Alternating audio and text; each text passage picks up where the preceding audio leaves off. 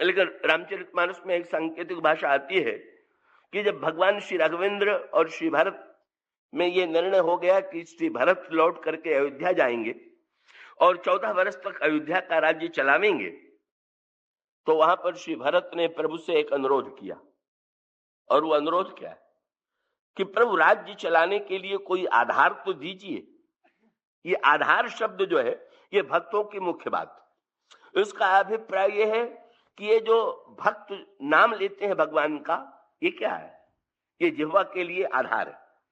का जो भगवान के मंदिर में जाकर के रूप का दर्शन करते हैं, ये नेत्र के लिए आधार है। श्री भरत जी भी भगवान राम से कहते हैं कि महाराज, बिनु आधार मन तो सन शांति। आपने आदेश दिया, आपके आदेश का मैं पालन करूंगा, लेकिन आप कृपा करके मुझे कोई आधार तो दीजिए। और भगवान श्री राघवेंद्र ने श्री भरत को अपनी पादुकाएं दे दिया और उन पादुकाओं को श्री भरत जी ने सिंहासन पर रख करके 14 वर्ष तक राज्य चलाया। तो आप इस दृष्टि से विचार करके देखिए कि अगर प्रभु ने पादुका को न दिया होता और श्री भरत जी पादुकाओं को सिंहासन पर न रखते का, तो अयोध्या का राज्य क्या 14 वर्ष नहीं चला सकते थे? क्या चला सकते थे। पर श्री भरत का तात्पर्य यह है कि ना, आधार का अभिप्राय यह है कि निरंतर का हम सावधान बने रहें, निरंतर सजग बने रहें का, इसलिए हमें कोई न कोई आश्रय चाहिए। श्री भरत आग्रह करते हैं कि नहीं महाराज, आप कोई ऐसा प्रतीक दीजिए, आप कोई ऐसा आश्रय दीजिए कि जिस आश्रय के माध्यम से मैं और अयोध्यावासी आपके सामीप्य का अनुभव करें। और तब गोस्वामी जी ने लिखा है कि श्री भरत जी ने जब उन पादुकाओं को सिर पर धारण किया, तो क्या धारण किया? श्री भरत के तो हृदय में भी भगवान राम।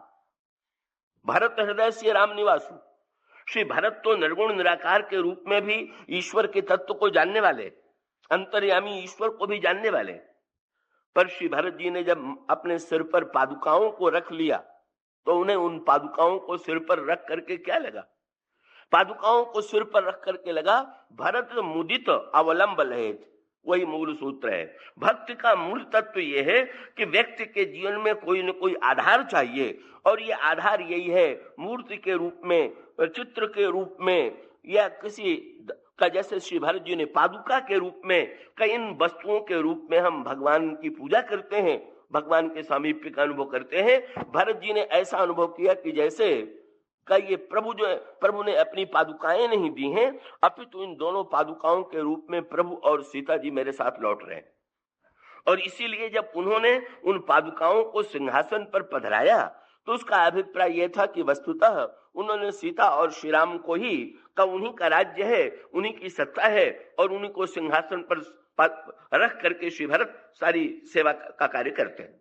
तो इस दृष्टि से यदि विचार करके देखा जाए, तो भाई अधिकांश व्यक्तियों के लिए यूं कह सकते हैं कि श्री भरत के लिए चाहे व्यक्तिगत रूप से आधार की आवश्यकता न हो, लेकिन श्री भरत ऐसा कभी कभी कोई अनेक महापुरुष इतने विचारक होते हैं कि जिनको किसी बाह्य आलम्बन की आवश्यकता नहीं है, बाह्य आधार की आवश्यकता नहीं है, लेकिन ऐसे महापुरुष भी जिनको बाह्य आलम्बन की आवश्यकता नहीं है का, वो बाह्य आलम्बन का आश्रय लेते हैं।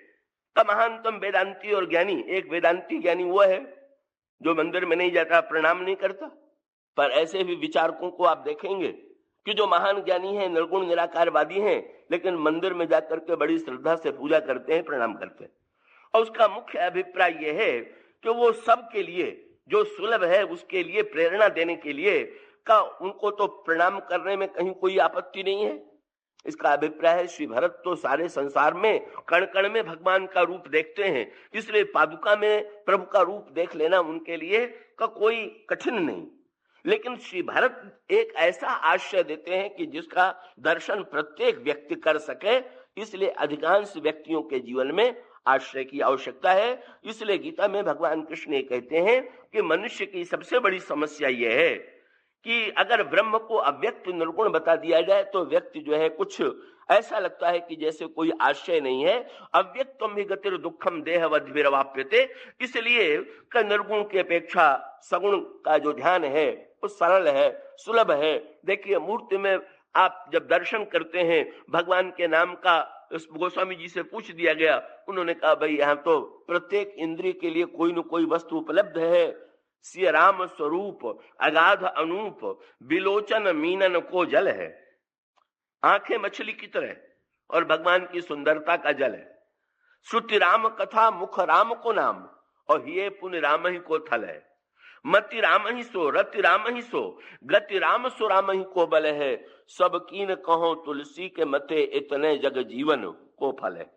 और उसका सांकेतिक अभिप्राय ये है कि भाई आकाश में जैसे यूं भी व्यवहारिक रूप में भी देखें, वायुयान की यात्रा में तो कम से कम वायुयान पर बैठ करके व्यक्ति यात्रा करता है, पर वायुयान की यात्रा सबके लिए उतनी सुलभ नहीं है जितनी पृथ्वी पर या जल पर चलने वाले जो वाहन हैं उन पर चलना व्यक्ति के लिए सुलभ है। का व्यक्ति के मन में कई एक प्रकार की आशंका और भय की वृत्ति जो है वायुयान से बनी रहती है, खास करके निरालंबता के कारण से ही। इसलिए का वस्तुतः ये जो विचार प्रधान व्यक्ति हैं, जिनको किसी बाह्य आलंबन की आवश्यकता नहीं है, वे शून्य मार्ग से चलने वाले हैं। और जो लोग पत्थर के पुल से और जल के मार्ग से चलने वाले हैं, का वो कर्मयोगी हैं या भक्त हैं। अब हनुमान जी की जो पद्धति है, हनुमान जी में तो तीनों योग विद्यमान है। हनुमान जी जितने बड़े ज्ञान योगी हैं, उतने बड़े भक्त योगी हैं, उतने बड़े कर्मयोगी हैं। प्रणवो पवन कुमार खल बन पावक, कितने बड़े कर्मयोगी हैं। गोस्वामी जी ने कहा खल बन पावक, दुष्टों के बन को जलाने के लिए अग्नि के समान। और दूसरी ओर कितने बड़े ज्ञान योगी हैं, बोले ज्ञान घन, ज्ञान के साक्षात घनीभूत रूप। और भक्त कितने बड़े हैं, कजासु हृदय आगार बसहि राम सर चाप धर, जिनके हृदय में भगवान राम और सीता निवास करते हैं। हनुमान जी के चरित्र में तीनों योग विद्यमान। इसलिए हनुमान जी की कल बात मैं आपसे कह रहा था, जब हनुमान जी से प्रभु का मिलन हुआ तो हनुमान जी ने प्रभु से जब ये कहा कि प्रभु आप और लक्ष्मण भैया पीठ पर बैठ जाइए, तो प्रभु ने हंस करके हनुमान जी से कहा कि भाई हृदय में रहने की प्रार्थना तो बहुत से लोग करते थे, पर पीठ में बैठाने की प्रार्थना तो तुम ही करते हुए दिखाई दे रहे हो। हनुमान जी ने कहा महाराज, हृदय में तो आप सदा से बैठे हुए हैं ही, पर मैं चाहता हूं कि आगे भी आप ही रहें और पीछे भी आप ही रहें। केवल आगे ही आगे नहीं, का आप तो अगर दाहिने बाएं कंधे पर बैठे तो दाहिने बाएं भी आप रहें, पीठ पर बैठे तो पीठ पर भी, पीछे भी ईश्वर। और इसका अभिप्राय क्या, ईश्वर आगे भी है, पीछे भी है, दाहिने भी है, बाएं भी है, हनुमान जी के चरित्र में दिखाई देता।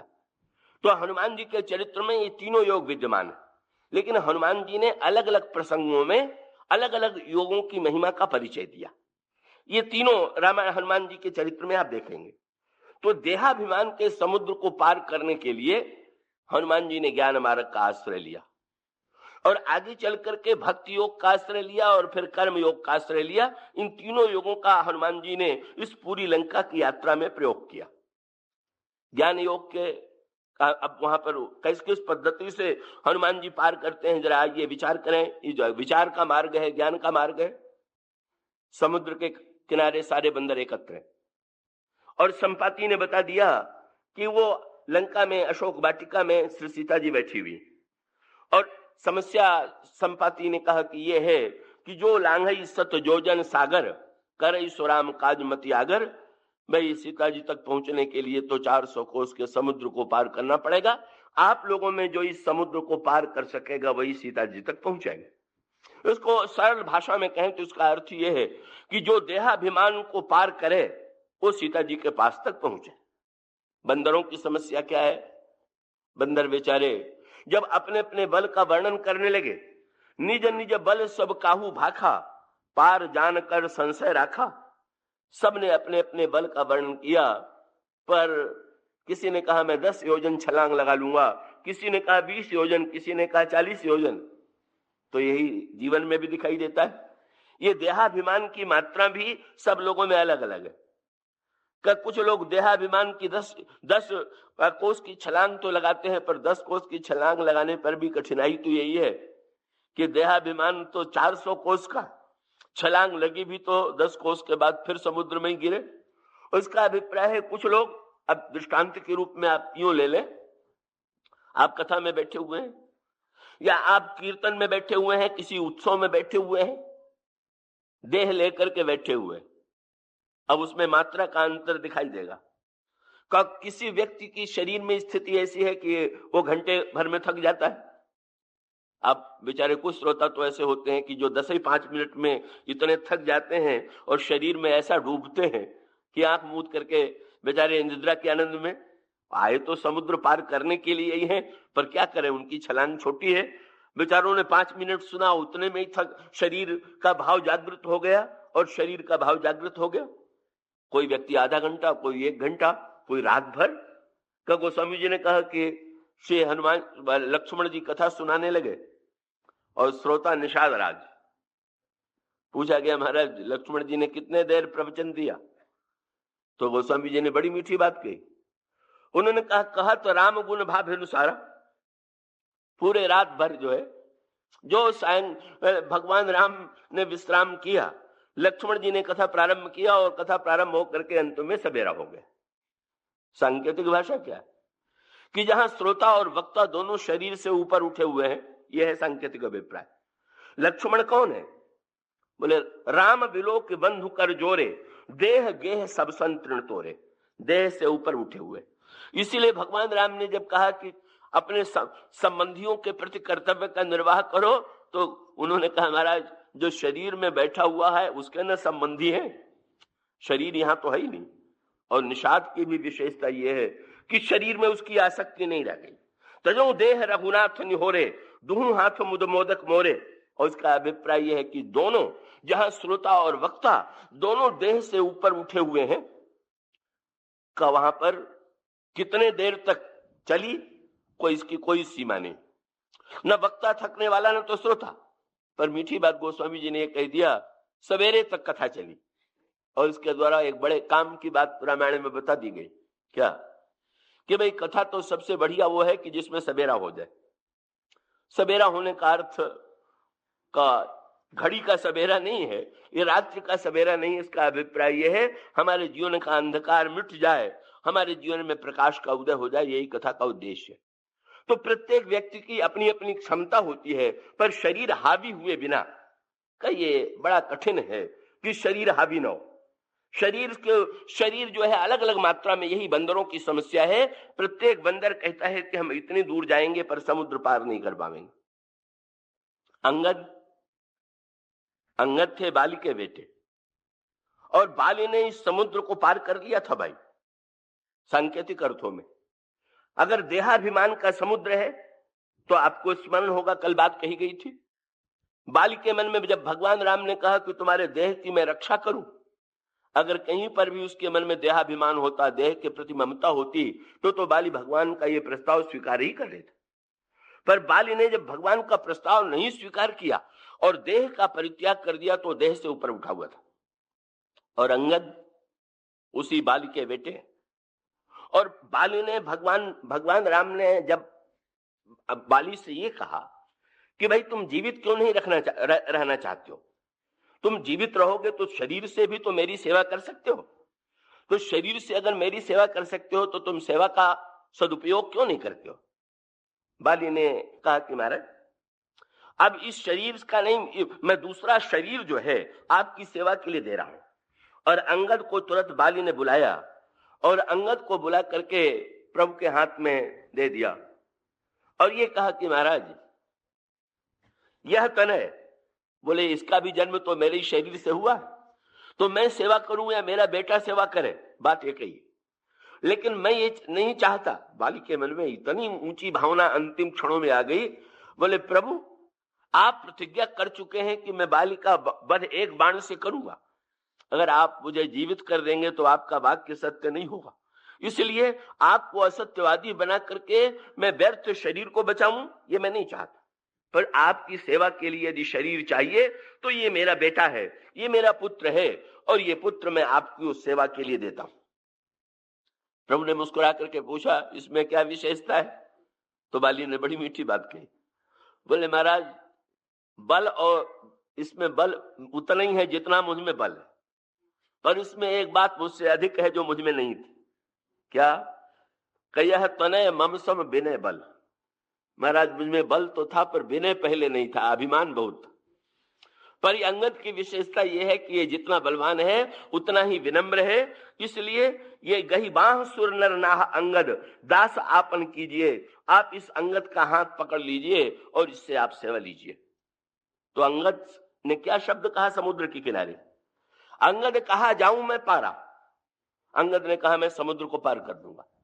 बाली के बेटे हैं, देहाभिमान से का ऊपर उठे हुए हैं, बाली भी देहाभिमान से ऊपर उठ चुका था और अंगद भी देहाभिमान से ऊपर उठ चुके हैं, इसलिए देहाभिमान से ऊपर उठने वाले अंगद समुद्र पार करेंगे। बंदर बड़े प्रसन्न हुए। हम लोगों में जब समुद्र पार करने वाला निकल आया तो अब समस्या नहीं रह गई, लेकिन अंगद ने अगला वाक्य कह करके बंदरों को निराश कर दिया। अंगद ने कहा जिया संशय कुछ फिरती बारा, पर मेरे हृदय में यह संशय है कि चला तो जाऊंगा पर लौट करके आ पाऊंगा कि नहीं आ पाऊंगा। कई लोगों को ये बात बड़ी विचित्र लगती है कि जब पार चले जाएंगे तो आएंगे क्यों नहीं? नहीं नहीं, अंगद ने तो बहुत बढ़िया बात कही।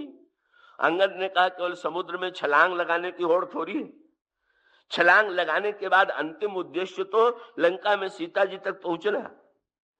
तो भाई मैं समुद्र तो लांग जाऊंगा पर लंका में बैठ करके अछूता लौट पाऊंगा कि नहीं, इसमें मुझे संदेह। और इसका अभिप्राय कि कभी कभी जो बहुत बड़े त्यागी होते हैं, बहुत बड़े देह से मुक्त होते हैं, का वो भी जब लंका में फंसते हैं तो ऐसा चक्कर लंका का लगता है कि उसमें उससे उबर नहीं पाते।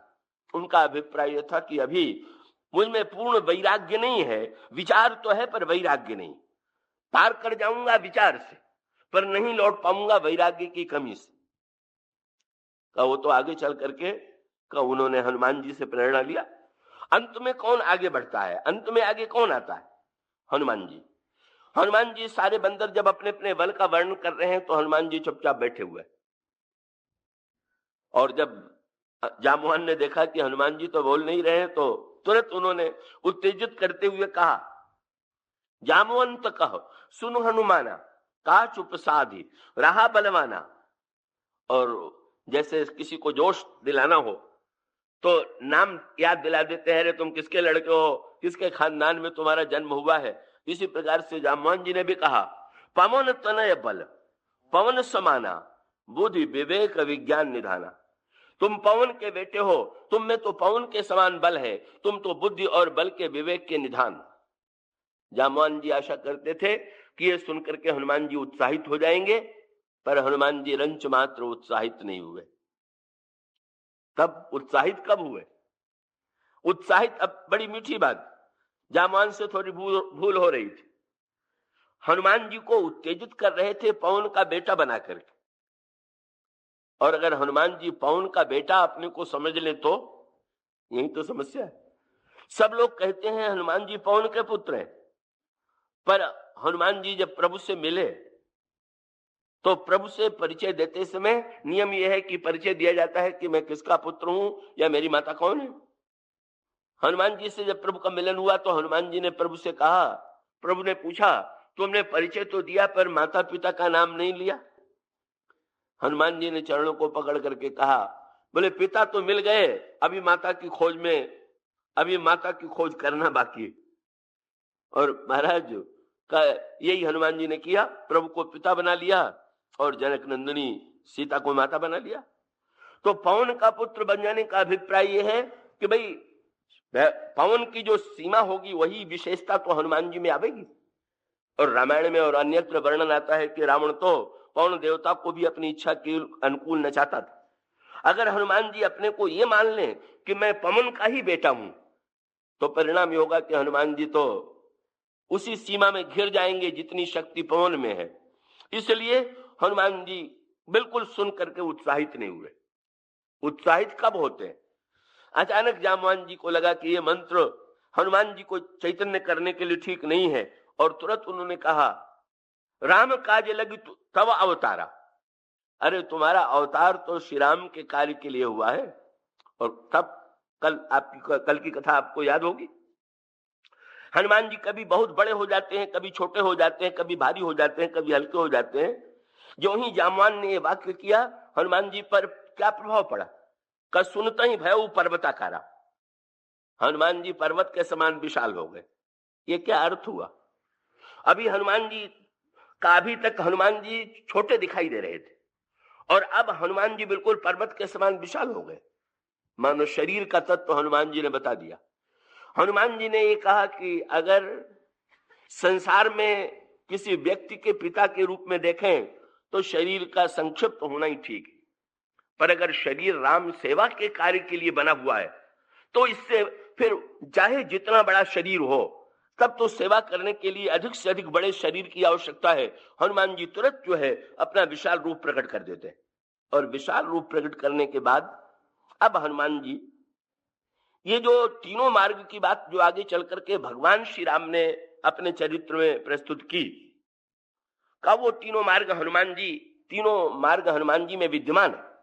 ज्ञान भक्ति कर्म तीनों का आश्रय लेते हैं, पर समुद्र पार करने के लिए हनुमान जी ने ज्ञान मार्ग का आश्रय लिया, क्योंकि न तो वहां पर पत्थर से पुल बनाने का समय था, न तो जलचरों का पुल बनाने की कोई पद्धति उस समय सामने प्रकट हुई थी। इसलिए हनुमान जी गोस्वामी जी कहते हैं तुरंत बंदरों से विदा लेते हैं और बंदरों को विश्वास दिला देते हैं, आप लोग घबराइए नहीं, भगवान श्री राम का कार्य अवश्य होगा। और उसके पश्चात हनुमान जी पर्वत पर जाते हैं और पर्वत पर से जही गिरी चरण देई हनुमंता चले सुगा पाताल तुरंत। हनुमान जी तुरंत भारी हो गए और इतने भारी हुए कि जिस पर्वत पर हनुमान जी ने पैर रखा वो पर्वत नीचे चला गया। ये आपने पहचाना ये पर्वत कौन सा है? अगर ऊपर छलांग लगावे ज्ञानी की तरह, हनुमान जी की तरह, तो पहले पर्वत दबाने की कला चाहिए। अगर पर्वत दबाना नहीं जानता तो वो समुद्र की छलांग नहीं लगा पावेगा। ये पर्वत कौन सा है? ये वस्तुतः इस समुद्र के किनारे अभिमान का पर्वत। और इसका अभिप्राय यह है हनुमान जी इतने भारी हो गए का व्यक्ति जो है अभिमान के पर्वत पर जब चढ़ता है तो काहे के लिए चढ़ता है? कि छोटा व्यक्ति भी अगर आसन पर बैठ जाता है तो बड़ा लगता है। अभिमान पर व्यक्ति इसीलिए चढ़ता है कि जिससे हम दूसरों के सामने बड़े दिखाई पड़े। पर हनुमान जी के ऊपर पैर रखते ही पर्वत नीचे चला गया। इसका अभिप्राय है कि हनुमान जी वस्तुतः अभिमान के विजेता हैं। ज्ञान का पहला लक्षण यही है, ज्ञान मान जह एको नहीं, देख ब्रह्म समान सम्माई। आप इस समय देखेंगे कि हनुमान जी इतने भारी हो गए कि पर्वत नीचे धंस गया। और एक बार हनुमान जी इतने हल्के हो गए कब? जब रावण आगे चल करके आदेश देता है कि इस बंदर की पूंछ में आग लगा दो, और हनुमान जी के पूंछ में आग लगा दी गई। तो हनुमान जी ने 3 कार्य किए और उन तीनों कार्य में हनुमान जी ने तीनों योगों का आश्रय लिया। और वो तीनों कार्य हनुमान जी ने क्या किए? गोस्वामी जी ने लिखा कि हनुमान जी ने नींबू की चढ़ेऊ, नाग पास में बंधे हुए थे, उन्होंने तुरंत अपने को छोटा बनाया और छोटा बना करके बड़े हनुमान जी को, बड़े शरीर में जो नाग पास लपेटा गया था, जब हनुमान जी छोटे बन गए तो नाग पास ढीला होकर के अपने आप गिर गया। यही है भक्ति योग। अपने को छोटा बनाना, अपने को लघु बनाना, यही भक्ति योग का गुण है। हनुमान जी ने भक्ति योग के द्वारा नागपाश से अपने को छुड़ा दिया। पर उसके बाद हनुमान जी छोटे ही नहीं रह गए। हनुमान जी अचानक नींबू की चढ़ऊ कपि कनक अटारी, और उस समय हनुमान जी महाराज बोले हरि प्रेरित ते अवसर बहे मरुत 49 और अट्टहास करी गरजा कपि बढ़ लाग आकाश। हनुमान जी आकाश को छूने लगे। इसका अभिप्राय क्या? अभी इतने छोटे थे, अब हनुमान जी इतने बड़े हो गए। या इतने बड़े हो गए, इसका अभिप्राय क्या? का हनुमान जी भक्ति के योग के द्वारा छूटे और कर्म योग के द्वारा, ज्ञान योग के द्वारा हनुमान जी बड़े बने। ज्ञान योग बड़ा बनना। सोहम शिवोहम ये ज्ञान है, दासोहम ये भक्ति है। एक में बड़े होने की परंपरा है, दूसरे में छोटे होने की। हनुमान जी दोनों जानते हैं। लेकिन उसके बाद यहां पर हनुमान जी की कला क्या है? हनुमान जी समुद्र के किनारे, जब गोस्वामी जी ने कहा कि हनुमान जी तो आकाश को छूने लगे, तो किसी ने गोस्वामी जी से पूछा कि जब हनुमान जी समुद्र के किनारे पर्वत के ऊपर छलांग लगा के चले तो पर्वत नीचे चला गया, तो जब आकाश को छूने वाले हनुमान जी लंका के महलों पर पैर रखेंगे तो क्या लंका के महल जो है वो पर्वतों से भी मजबूत थे? का उनको भी तो बोझ से धंस जाना चाहिए था, नीचे टूट जाना चाहिए था। वो स्वामी जी ने कहा नहीं, हनुमान जी का चमत्कार वहां पर यही है। क्या? बोले देह विशाल परम हरुआई का ये अभिमान रहित कर्मयोग का मैं रहित कर्मयोग। बोले देह विशाल परम हरुआई, हनुमान जी अत्यंत हल्के हो गए। और हनुमान जी उस विशाल देह से तो मानो कर्मयोग के द्वारा, निराभिमानी कर्मयोग के द्वारा हनुमान जी ने लंका को जलाया, ज्ञान योग के द्वारा बड़े बने, भक्ति योग के द्वारा छोटे बने। लौट करके आए तो भगवान राम ने हनुमान जी से पूछ दिया, हनुमान मैंने सुना है कि जितने कार्य तुमने किए उसे करते समय तुमने विचार किया, तुम बहुत बड़े विचारक हो, तुम बहुत बड़े ज्ञानी हो, तुम बिना विचार के कोई काम नहीं करते हो। लेकिन मुझे ये देख सुन करके बड़ा आश्चर्य हुआ कि जब लंका तुम जलाने लगे तब तुमने विचार नहीं किया। सबसे बड़ा काम जब करने लगे तब तो तुम्हें और विचार करना चाहिए था। हनुमान जी ने चरणों को पकड़ करके प्रभु से कहा कि प्रभु, इस प्रश्न का उत्तर मैं तब दूंगा कि जब पहले ये निर्णय हो जाए कि लंका जलाई गई कि जलवाई गई। अगर मैंने जलाया तो मेरा काम विचार करना था, और मुझसे जलवाई गई थी तो जो जिस जलवाने वाला है वो विचार करे। कोई किसने जलवा दिया? बोले लांग सिंधु हाटकपुर जा रहा, निश्चर गणपति विपिन उजारा, सो सब तो प्रताप रघुराई। महाराज मैं क्या कोई आग लेके गया था कि घी तेल कपड़ा लेके गया था लंका में आग लगाने के लिए? वो तो त्रिष्टा ने जब ये कहा कि बंदर लंका जलावेगा तो मुझे विश्वास नहीं हो रहा था। लेकिन जब रावण ने कहा कि बंदर की पूंछ में कपड़ा लपेट करके घी तेल डाल करके आग लगा दो, तो मैं समझ गया कि लंका जलवाने का सारा प्रबंध आपने रावण से ही करा रखा है, आपकी योजना पहले से बनी हुई है। तो महाराज मैं क्या विचार करता, आपने जैसा कराना चाहा का वैसा मैंने कर लिया। तो हनुमान जी तो तीनों योगों के आचार्य हैं, तीनों योगों का उपयुक्त का प्रयोग करते हैं। समुद्र को हनुमान जी ने वो निरालंब भाव से निर्गुण निराकार तत्व को भी जानने वाले हैं, इसलिए कप अभिमान के पर्वत को नीचे दबा करके हनुमान जी निरालंब भाव से उस विशाल समुद्र को लांघते हैं। विचार मार्ग के द्वारा, ज्ञान मार्ग के द्वारा देहाभिमान पर विजय पा लेते हैं। लेकिन ये सब के लिए सुलभ मार्ग नहीं था। इसलिए अब भगवान राम जब जो बेचारे बंदर निराश होकर लौट गए थे, भाई ज्ञान मार्ग में हम नहीं जा सकते, हम नहीं उड़ सकते, वो सब लौट आए थे। उन सब लौटे हुए बंदरों को लेकर के कौन जा रहा है? हनुमान जी भी हैं उसमें और सारे बंदर भी हैं, और प्रभु सारे बंदरों को लेकर के जाते हैं और कहते हैं कि नहीं नहीं भाई, क्या हो सकता है कि कोई मार्ग ऐसा हो कि जिससे सब लोग न जा सके, लेकिन सब लोगों के जाने के लिए उचित मार्ग चाहिए। इसलिए हनुमान जी जैसे लोग का वो चाहे विचार मार्ग से चले जाएं, पर अधिकांश लोग उस मार्ग से नहीं चल सकते। इसलिए प्रभु ने इस देहाभिमान के समुद्र को पार करने के लिए जो 3 पद्धतियां प्रस्तुत की,